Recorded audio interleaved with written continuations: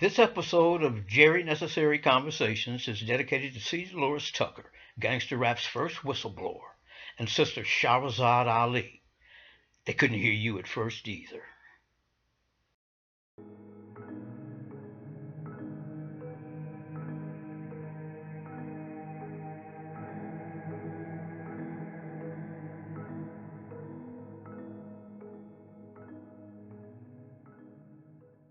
A singles conference, and it was like the line of single people was like wrapped around the block. Like it was like you would have thought Beyonce was in there. Like it was jam packed. So I'm like, all these single people looking for love, looking for relation. Something is going wrong. Something is going on. It can't be all of these single people and they're just all of these single people, it can't be something wrong with them individually. Like there is just something going on in culture. There is something going on in society where people are just, I don't know, not genuine. People don't desire long-term relationships, marriages. It's like a single epidemic. It's a single pandemic. There's something going on. And I really hope that we get to the bottom of it soon. Because it feels good to be like, wow, okay, it's not just me. It's a lot of other people who are single, who are Christian, who value relationship, who still want, the fairy tale ending, quote unquote. And then the other part of me is like, damn. Welcome to hell, motherfucker! There's something going on. I actually have a theory on what's going on. My theory is we may be witnessing the results of what 40 years of battle rap mentality has done to the minds of our young folk. So that now for them, compassion is no longer a first response to another suffering. And another aspect that seems almost impossible to believe, but that maybe by the end of this conversation will begin to make more and more sense. That there may be things that are actively influencing youth towards aggression and mistrust, behaviors that you can't blame on bad parenting. Imagine 40 years of young minds playing at who can come up with the cleverest insults, the sharpest put-downs, the most scathing ridicule, fighting with words to music. 40 years of positive spin attached to condemning authority and saying hurtful things to one another as a fun thing to do. Now, some of this may be hard to hear, but if it makes you feel some kind of way, it'll be you convicting you, because this is just a theory. If you were one of those people who watched Jerry Springer and those other dysfunctional behavior shows back in the day and you laughed and enjoyed it, then you maybe do a good look inside to see why you get a charge from viewing the suffering of others. Now, I'm not saying you want people to suffer, but something is attracting you, so there's that. And for those who are going to say, and it's going to be a bunch of those, I just enjoyed watching it because it was entertaining, that's all. Nope, that's not all. And you may say I'm preaching, but you were feeling enjoyment from watching others in emotional turmoil. You were part of those ravenous, opinionated audiences entertained by judging those folk. Maybe I am preaching, but you were enjoying being entertained by people throwing rocks at one another. You can squirm as much as you like, but it's unarguable. If you enjoyed that format, you derived entertainment value from human distress and dysfunction. And you can call that preaching if you want to. Now, imagine you're a young mind and you're exposed to decades of watching put-downs, insults, and ridicule seem to be made a fun, skillful thing to do, a sport. Those generations listen differently from every generation that came before them. They listen for slick shit, and they mostly listen to respond, to spit back. Fuck is you talking about? There's a couple generations and a half in the world that imagines in conversations, simple conversations, someone wins and someone loses, that someone's going to be right and someone's got to be wrong. Those generations are not trying to inform, they are trying to impress. That bullshit has destroyed those generations' ability to get along. And aggression and mockery is often the first feeling response to another's suffering. 2022, officers responded to a call from the discount bread store in reference to a burglary. An employee informed the officers that a man was attempting to open the doors to the bakery trucks parked in the back of the building. After refusing to leave, they called 911. On the news, I already know what's going on, and I actually seen it, bro. And y'all know I'm God by my government ID, bro. Real. Do you have your ID with you? I don't want no problem, bro. I don't want to talk to nobody, bro. All right. I don't want nothing to do with you, bro. They already playing with my ID. Who's playing with your ID? No, bro. I don't got. They playing with my ID. I'm God. I'm Jesus, bro. They know this. I'm actually running from y'all because y'all sitting out here saying that y'all gonna me on the 10-4.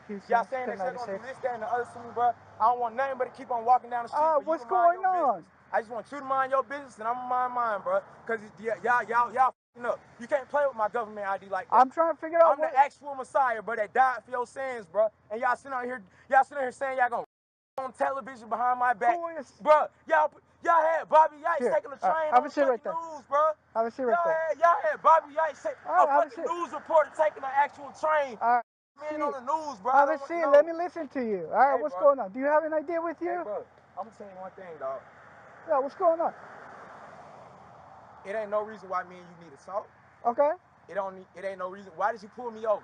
So the reason up under your third eye did you just pull me over? So the reason why because you see Norma, Paola, Anna Ledesma stood up there kicking me across the street, and I could barely see with my third eye. Can I tell you why? It ain't gonna go illegal like you think. All right, can I tell you? Now, this young man clearly has some mental thing going on. And when I saw it, it had 1,557 comments. And every one of those comments was a condemnation, except for one lonely little comment that said, he needs mental help. One. Now, Wikipedia says this. Battle rap is a type of rapping performed between two or more performers that incorporates boast, insults, wordplay, and disses. Of course, disses is short for disrespect, right? Yeah. Battle rap is often performed spontaneously or freestyled, where participants will compete on the same stage to see who has the better verses. Better verses? Nope. Better insults, sharper disrespect, who has the most scathe on their scathing observations. Now, some of us saw this coming early, and we spoke on it, and we were tarred and feathered nationwide. That was in the 80s. But when we chastised y'all, it was never about the music. It was about the subject matter. We didn't know we were speaking against money interest. We thought we were speaking on consequences we could foresee. You know, the ones they said we were wrong about, that now it's an everyday occurrence, that there would be a rise in drug dealing and larceny and murders and mistreatment, and the highly unsettling rise in clown-ass behavior of a lot of young black men who have apparently become stuck in childhood and crave attention, seeking it even through notoriety. Hell, especially through notoriety. A black person can now become famous by acting a goddamn fool in public. We've come a long way backwards. Yeah, back that thing up, baby. And so it is. Now, we understand observation in itself is not total, because behind the phenomena we see are often other forces we don't see, and even others which we don't even suspect. But consider, anything you consistently put your attention on creates space in your mind that is a magnet for like ideas. You might say, when you're being creative, you're allowing ideas of a certain intention to flow through a space in your mind that you can pick and choose material from, and maybe even what feeling you want to put with that idea. And Big Daddy Kane, an 80s rapper, said in the book How to Rap that your mentality goes into battle format. So you're listening for killer rhymes in your head. You can be involved in whatever you're involved in and still be in that space that you've carved out in your head where you store and monitor, and you listen for other killer shit to say to a motherfucker if they get wrong, or for just a friendly neighborhood rap battle. So here's a space in your mind, a compartment where certain ideas and feelings form that over time and uses is crammed with all the hurtful, mean, and revengeful, narcissistic crap one has created and harbored through a lifetime of experiences. What if the space in your mind that holds all that anguish can be leased by entities who feed on anguish, hurtful, mean, revengeful, narcissistic crap, and can't exist in that space unless those elements are present, and they provoke those feelings like milking you so they can feed on the chemicals produced? What if, as the Emerald Tablets say, they walk through man's dreams, power they have gained from the darkness around them to call other dwellers from out of their plane in ways that are dark and unseen by man. Into man's mind space reach the dark brothers. List ye, O man, to he who comes to you. But weigh in the balance if his words be of light. For many there are who walk in dark brightness, and yet are not the children of light. Easy it is to follow their pathway, easy to follow the path that they lead. But yet, O man, heed ye my warning. Light comes only to him who strives. Hard is the pathway that leads to the wisdom. Hard is the pathway that leads to the light. Today I want to talk to you about entities and attachments, because there's a surprising place where entities hang out, and as obvious as it is, you're going to overlook it. So I'm going to talk to you today about the surprising location where entities are that's so obvious when I share it with you, but so overlooked. What is it actually that entities do? What do they do in your field? Well, one of the things that they do is they feed off of your energy just like a parasite would, but how do they show up? Where you attach to your story, an attachment or an entity comes in. So where you attach to pain, an attachment finds a food source, finds a fuel supply. And so the two of you essentially will end up attaching to exactly the same thing. It's just that it's not the true self attaching, because the true self would never attach. It's the false self. How are these entities showing up? Scientists at the European Organization for Nuclear Research, or C.E.R.N, as it's better known, have discovered a way to open up an interdimensional portal. On the fateful day of the experiment, C.E.R.N's control room was flooded with reports from scientists all around the world that something had gone wrong. It said that when the experiment was over, a strange energy had been released that couldn't be explained. Now, this energy has come to be known as the portal incident. What they're trying to do there is mimic, approach the energies that happened at the beginning of the Big Bang. Quantum physicist Max Laughlin, a 17-year-old genius known as the smartest kid in the world right now, believes that C.E.R.N destroyed the universe when they conducted their experiment. He believes the force exerted during C.E.R.N's experiments shifted particles between dimensions, creating what he calls an infinite loop that plucked us out of our current timeline and placed us onto an alternate timeline.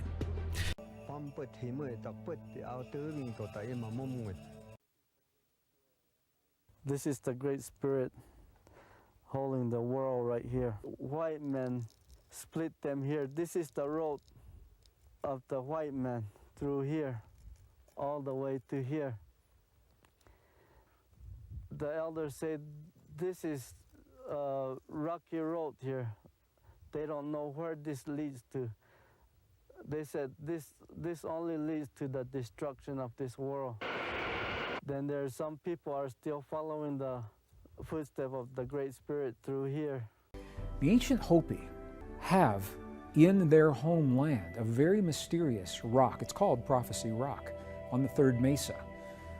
And this rock, they tell us, even they do not know for certain who created the hieroglyphs that were on this rock. They don't know the exact person that did it, but they have a pretty good idea of when it happened, and they have a really good idea of what this rock is saying to them.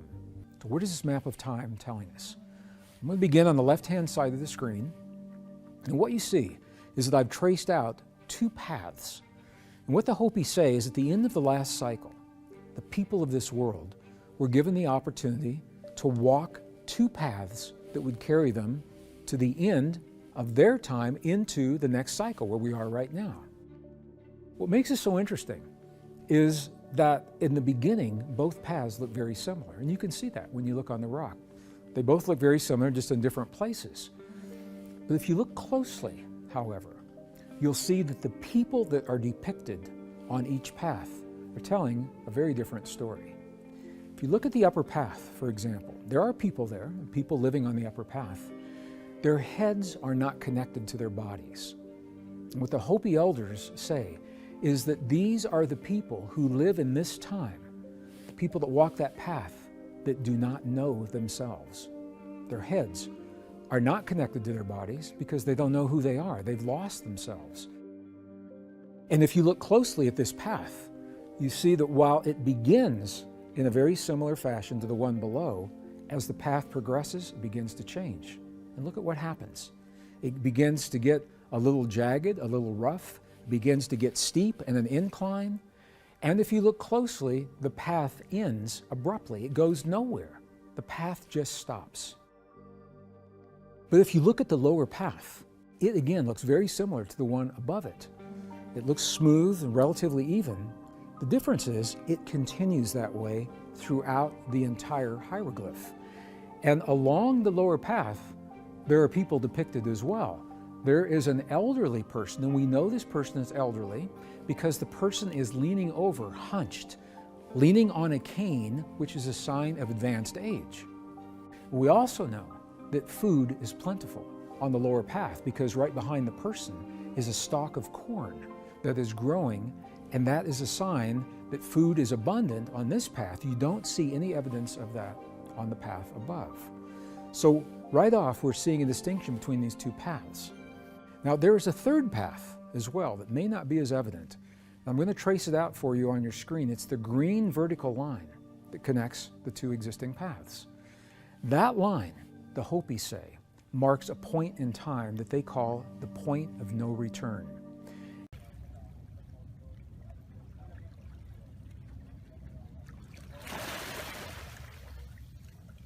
In the past, it's always been possible to choose between the upper and the lower path. And truthfully, we can always choose. From 1998 on, it becomes much more difficult to choose. So that was the time, that was the warning, that was the message that was delivered to the United Nations by the Hopi Nation in 1998. And to help them know where they were on this map, I'm going to invite you to look at the image one more time. And on the lower path, what you see are 3 circles that straddle this lower path. The first one on the left is what the Hopi call the first great shaking of the earth. They said between the time of the last 5,000-year cycle beginning and when it ends, the people of the earth will go through these 3 great shakings. And the first shaking, they say, is the First World War. It's already happened. The second shaking, you see right next to that, you probably can guess, is the Second World War. Then we see the vertical line, the point of no return, and to the right of 1998, we see the third great shaking. And when I asked the elders, I said, does that mean that we have another war? What does that shaking mean? And they said, we don't know. Our ancestors could never tell us. It doesn't mean that there necessarily is a war between nations. It can be a conflict in beliefs. It can be a conflict of ideas and ideology. It could be a conflict of religion. It could be a war. But they said the truth is we don't know. It's something to watch out for in this time after 1998, before the end of the close of this next cycle. As you now recognize, many different people think in one way, and other people think and believe in another way, and others and others and others, you are beginning to see what appears to be a divided culture, polarization, all sorts of very opposing opinions, and so on and so forth. But you're seeing far more than that. The idea is that you're actually beginning to see the splitting physically, not metaphorically anymore, the splitting physically into different parallel reality tracks. We have used the analogy before of different train tracks leaving a station. And if you are on one train, you may still be able to look across and see the other train that is leaving the station next to you, but eventually those tracks will diverge. And over time, you will find that it will be more of a challenge to see the other trains on the other tracks or even reach those other trains, and eventually you will no longer see them at all. You'll be in your own reality experience, only experiencing the things that are relevant for the train that you are on. Now, the idea is that this split has now begun to happen physiologically.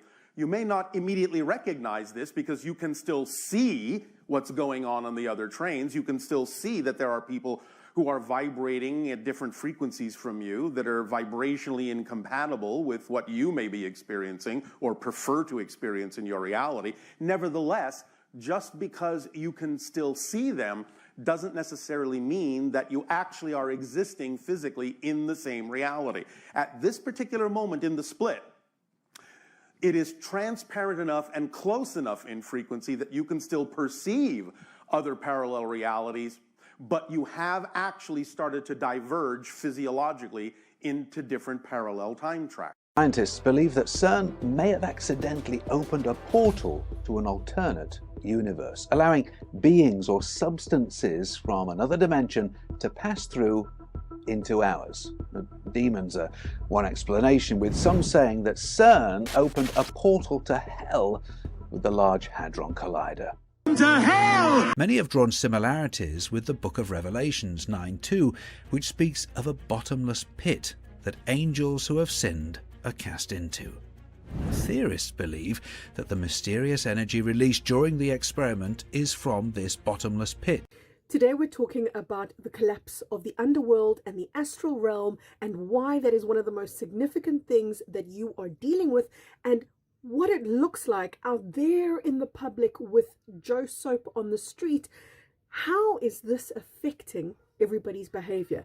Because it is. I want to share with you how to ward off astral entities, beings of negative influence that are trying to come into your field, because there is more of that happening than you could possibly imagine. And I'm not saying that to scare you. I'm saying that because it's true, and you do need to know about it, but you also need to know that you're not a victim in all of this. You need to know that you're powerful in all of this, and there's some vital pieces of information. So stay to the end for that one.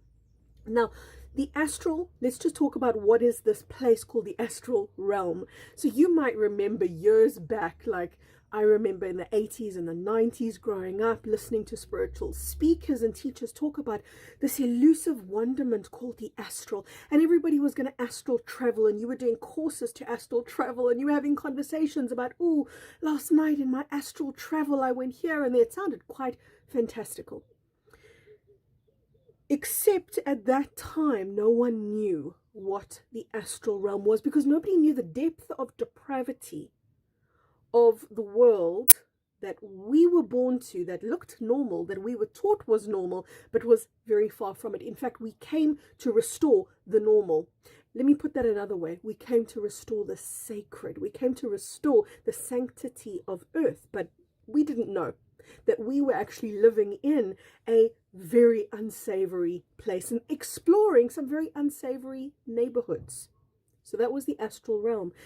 The astral realm is a corridor, think of it like that, between many other places and Earth, Earth being the 3D realm that we were born to. So the astral realm was a corridor or a passageway that the underworld, which is what you think it is a hellish space. It's a place of demons and entities and darkness. That is the corridor that they used to access humanity, the physical dimension. Then it was also the place or the corridor used by higher entities. So it was a pretty busy corridor, and it was at a point the only means of access to the physical realm. That is 100% not the case anymore. And it wasn't the case, and it hasn't been the case for many, many years. In fact, the astral realm has been cleansed and collapsed, but along with it, so has the underworld. Bring this wrist underneath. I want to take off my watch! Sir, please!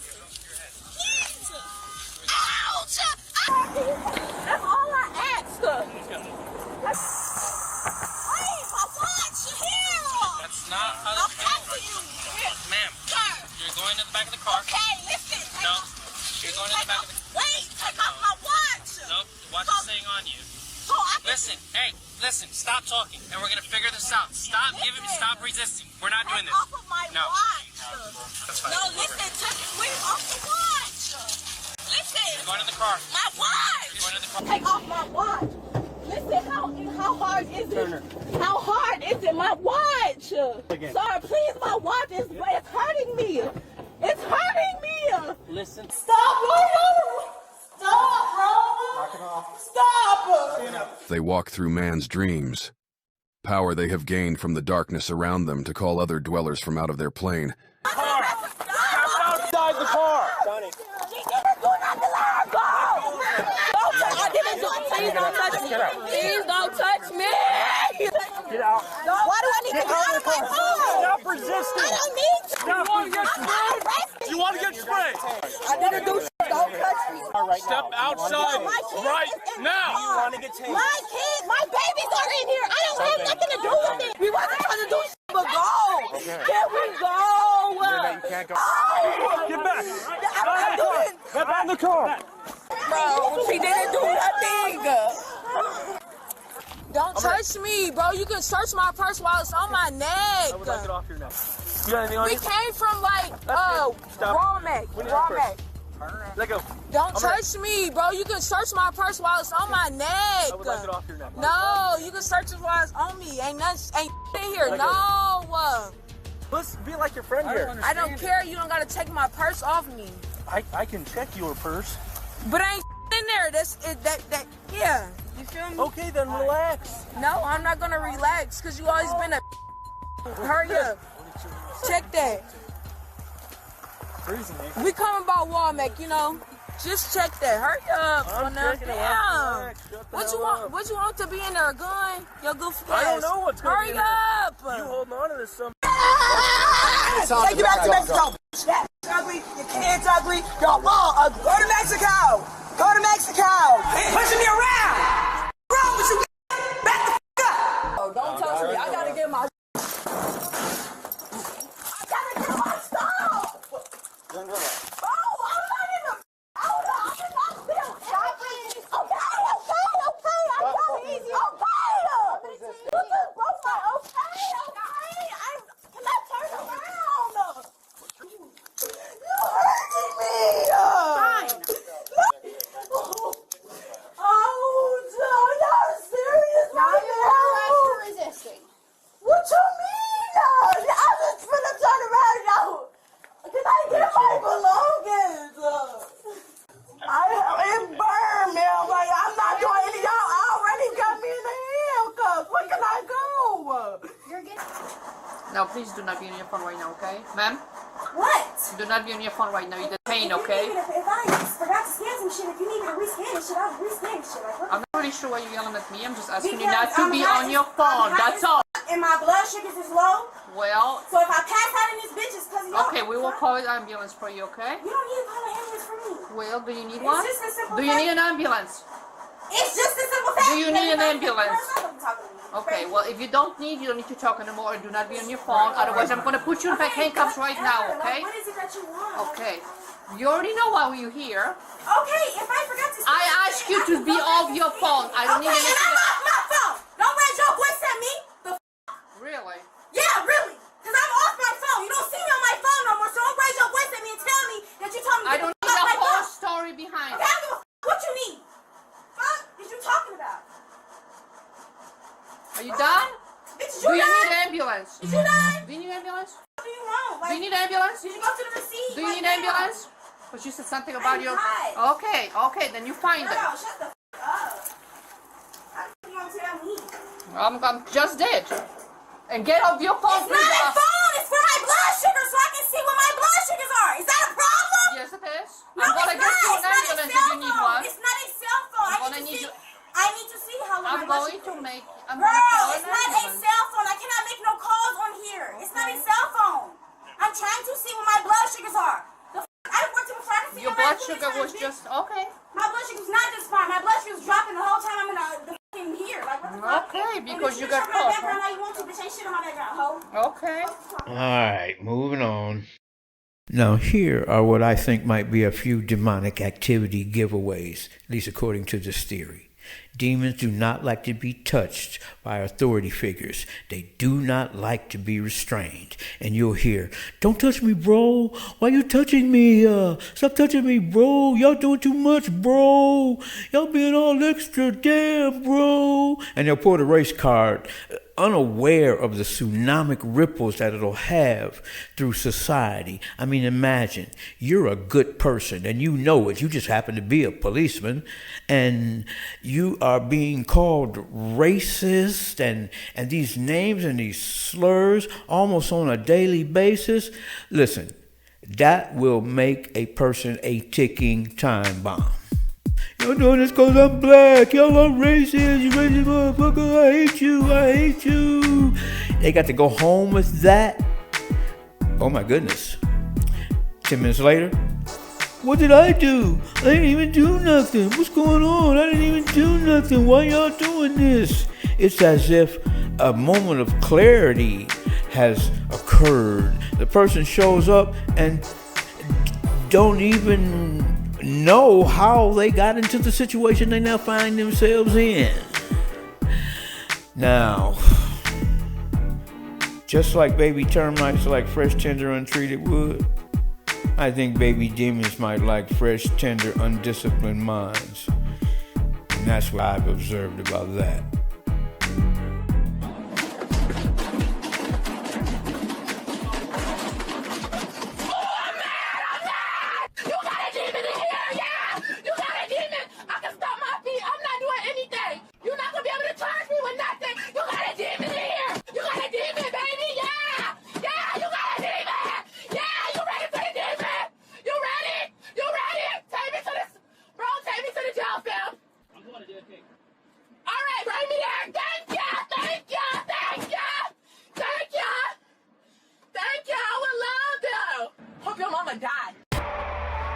Hope your mama died. That came out of the mouth of a young black female. This whole thing is rather deep for me, so I'm gonna play one of my little homemade videos to kind of lighten the load up. We need some comic relief. Yeah, I got your money with me. I see your cat, I see your kitty. You were the boss that run the city. Yeah. Be my private strippy. You got me, yeah, you got me drippy. Get with me, girl, and let's get gritty. Yeah. Swipe right. Super fans only. Swipe right. Super fans only. Come on and be my private strippy. Yeah, I got your money with me. Come get these hundreds and these fifties. Jump on and don't you take no pity. Yeah. This is for grown folks. You look like you want smooth. Okay, alright, tonight I'm giving long screws. This is for grown folks. You look like you want smooth. Okay, alright, alright. My private strippy.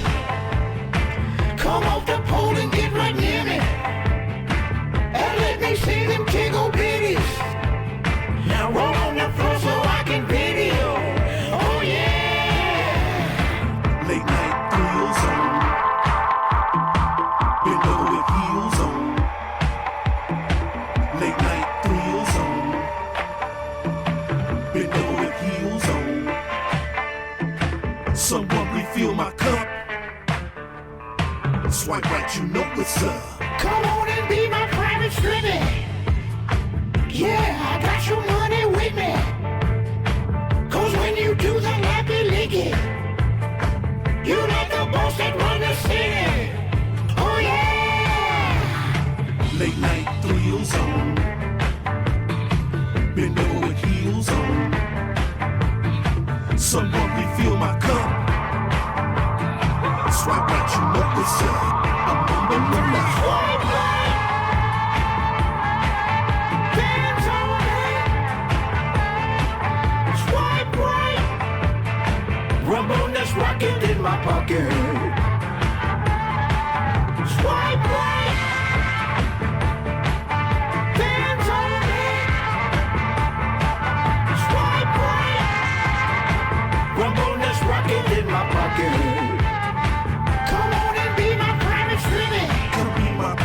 Yeah, I got your money with me. I got your money, baby. Bend over, do the lappy licky. Let's somewhere have a taste. Get with me, girl, and let's get gritty. When it's all up in my face.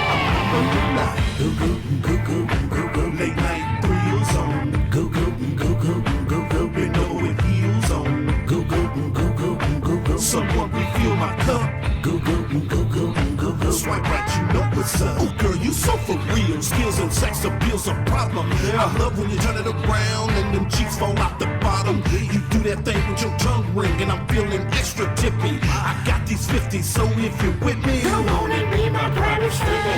Girl, turn that ass loose. I got your money with me. I got your cash and that juice. I got some hundreds and some 50s. This is what we call winning. Get with me, girl, and let's get green. And this is only the beginning. Oh yeah.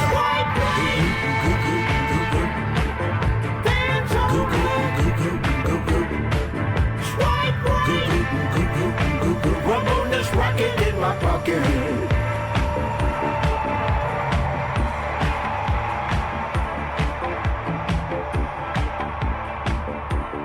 I'm wishing 3,000.